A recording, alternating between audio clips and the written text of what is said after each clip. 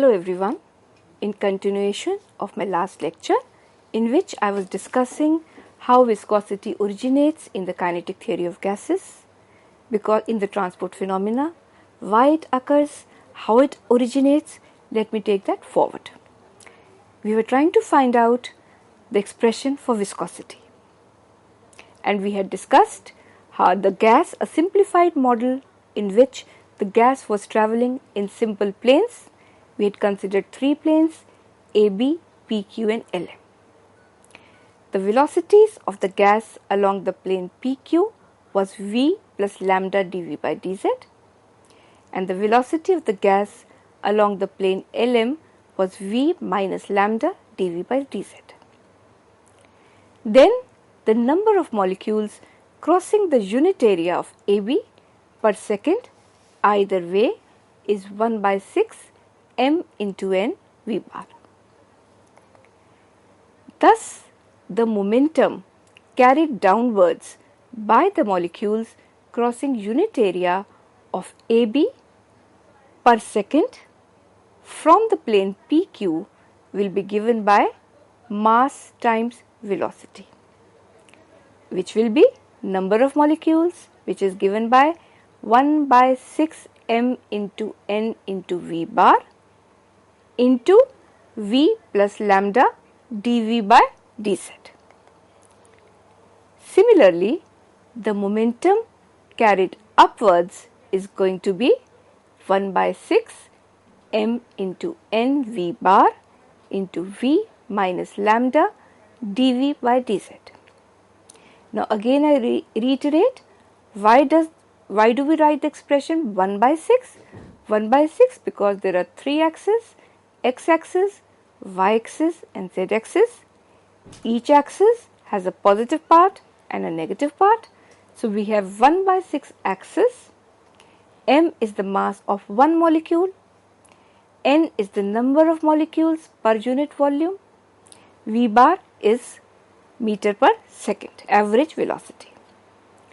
Hence, the net momentum transferred per second downwards is going to be 1 by 6 mn v bar into v plus lambda dV by dz minus 1 by 6 mn v bar into v minus lambda dV by dz equal to 1 by 3 mn v bar lambda dV by dz.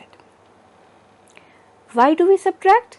Because we are trying to find out the net momentum. So one is tending to accelerate, the other is tending to deaccelerate, that is retard, and therefore we have to subtract both of them. This expression is the rate of change of momentum. It gives the tangential accelerating force or the tangential stress, since the area is unity, which the upper layer exerts on AB. At the same time, this is also the retarding force which the lower layer exerts on AB. Now, how do we define the coefficient of viscosity?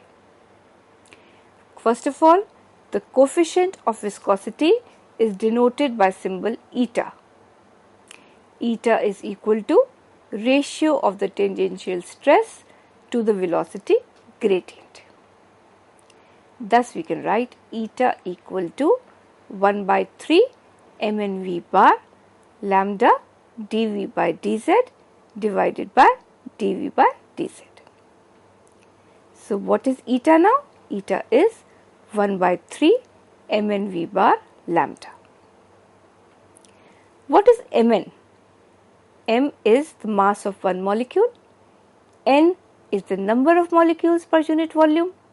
It means if we multiply the number of molecules per unit volume into small m, we get the total mass of the gas m by the volume, which is nothing but rho, which is the density of the gas. So, what do we get now? Eta is equal to 1 by 3 rho v bar lambda. Now, what is lambda? We have already seen in my last lecture, lambda is 1 by root 2 pi n sigma square. Root 2 why? Because we had assumed that only one particle is moving and the rest are stationary. So applying the correction factor, we get root 2. Pi is a constant, small n is the number of molecules per unit volume, and sigma is, remember, the diameter of the gas molecule and not its radius. So then we get the expression for eta. Eta is equal to mv bar divided by 3 root 2 pi sigma square. Now let us discuss the factors which affect the viscosity. First factor, temperature. Eta is proportional to root T because V bar is proportional to root T.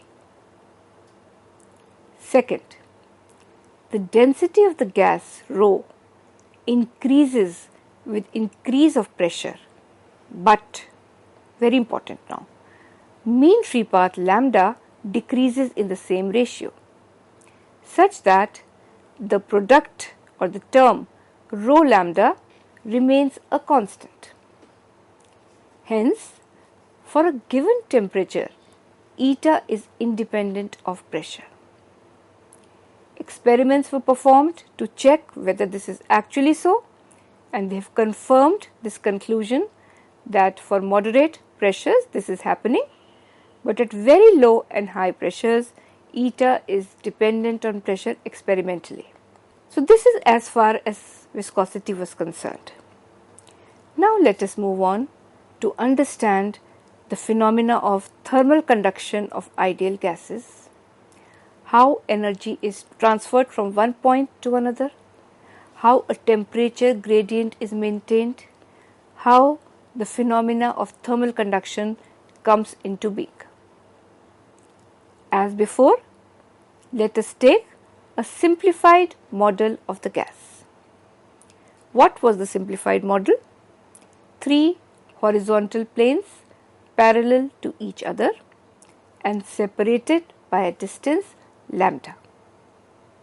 So let PQ, AB and LM be the 3 horizontal planes in a gas in which there is temperature gradient.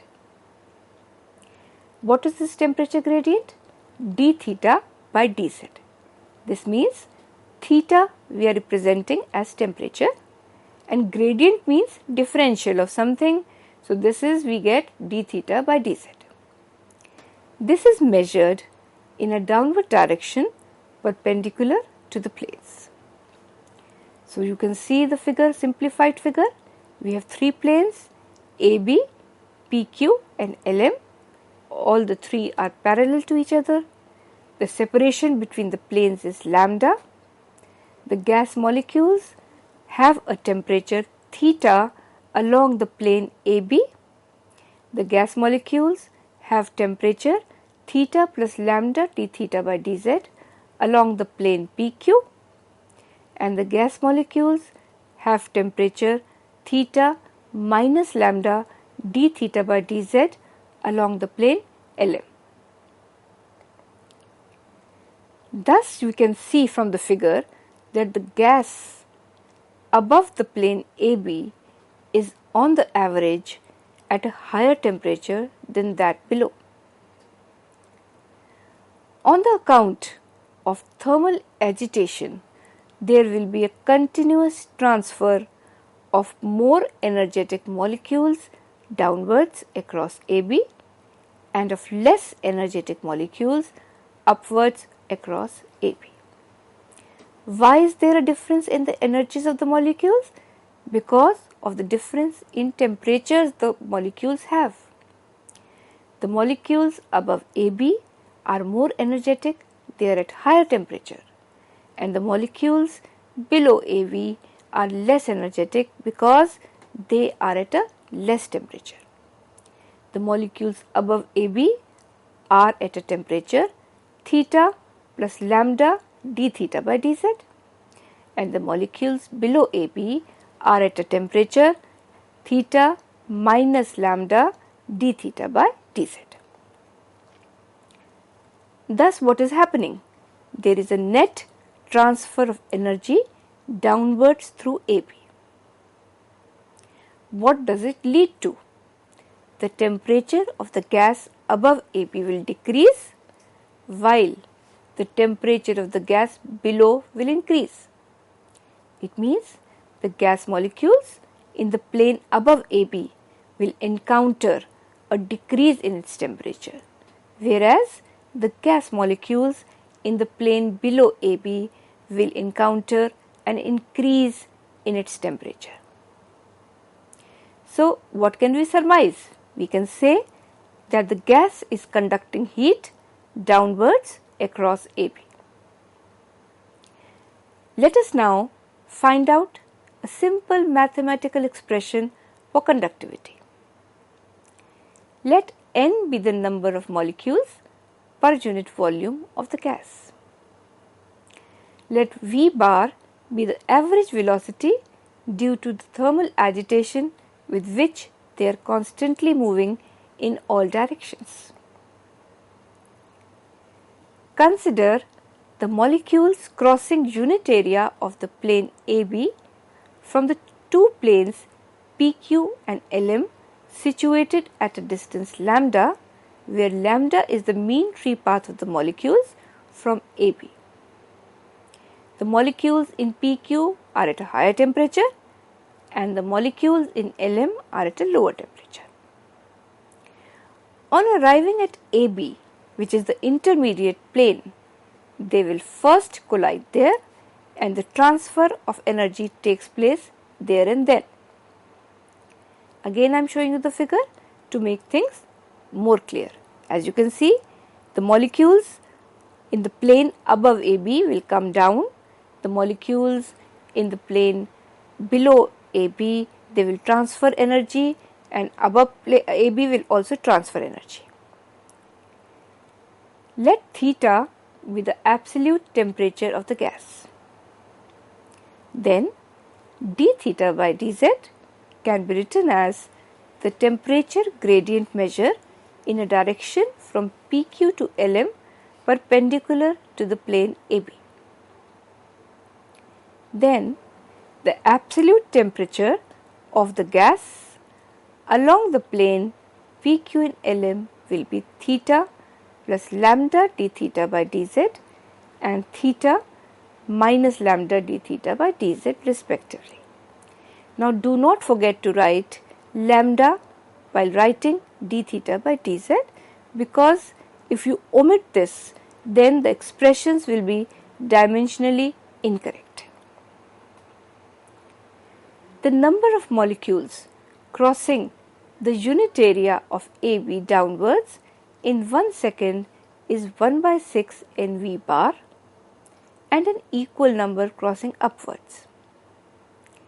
If m be the mass of the molecule, the total mass crossing unit area of AB per second either way is 1 by 6 mn V bar.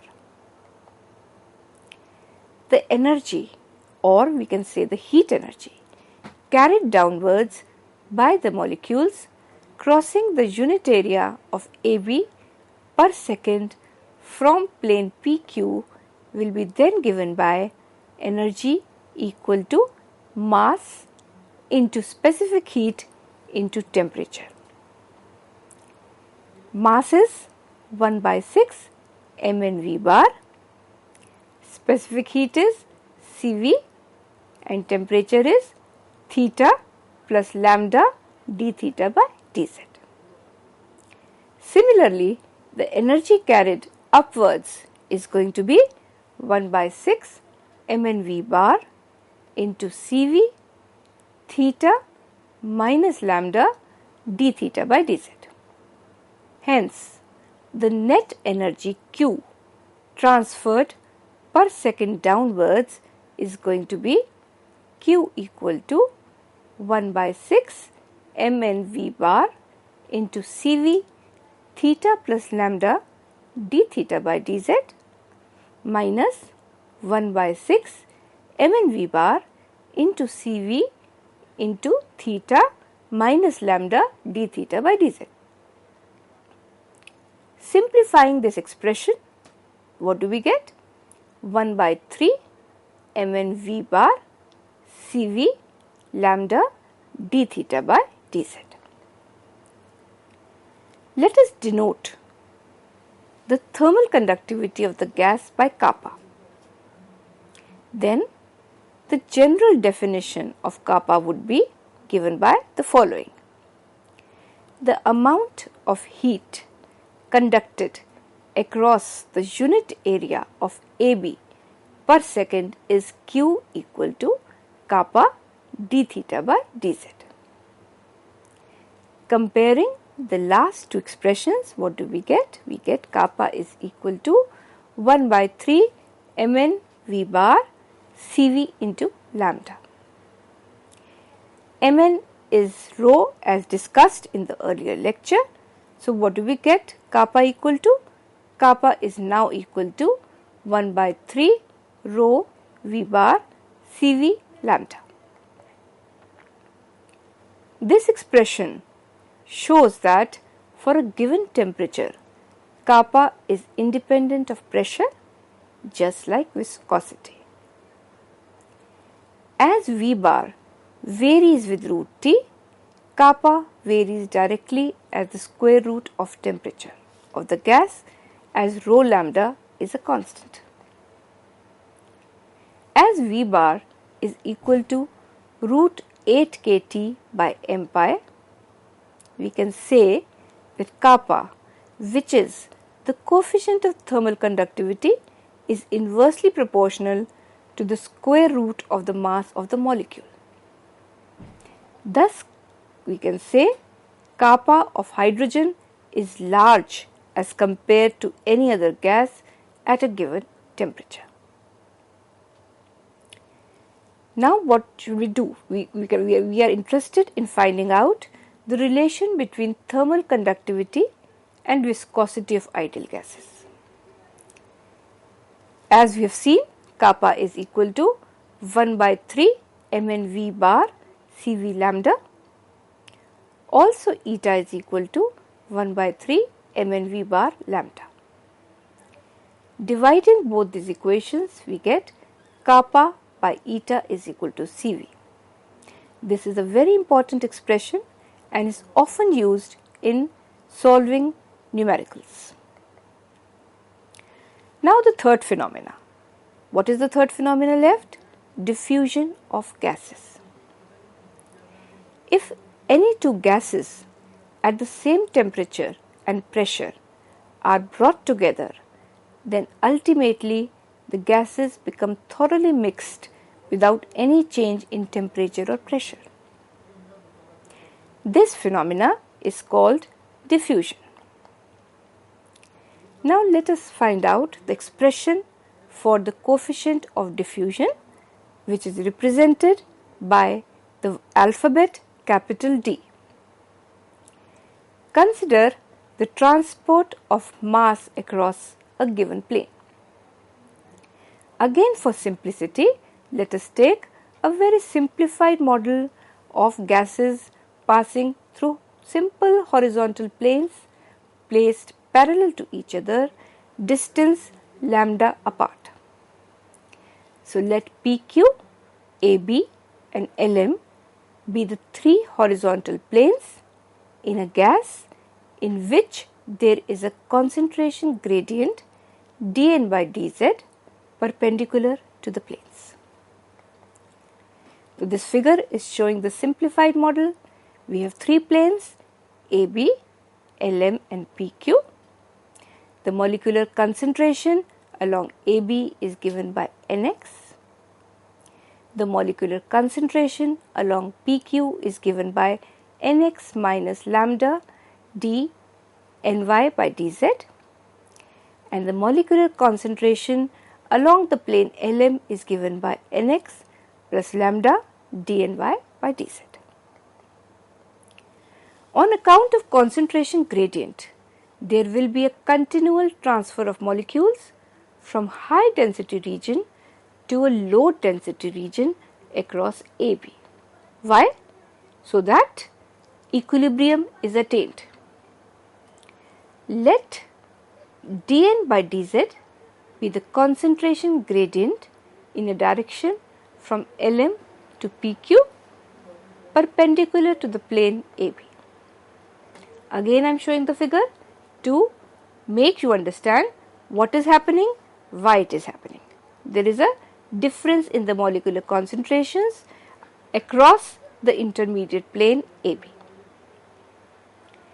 If the concentration, which is the number of molecules per unit volume at the plane AB of the gas X be Nx, then the concentration of planes PQ and Lm will be Nx minus lambda dN by dz and Nx plus lambda dN by dz respectively, where lambda is the distance of either plane from AB.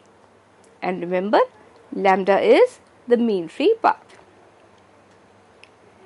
The net number of molecules crossing the unit area of AB in upward direction per second will be given by 1 by 6 V bar Nx minus lambda dN by dz minus 1 by 6 V bar Nx plus lambda dN by dz.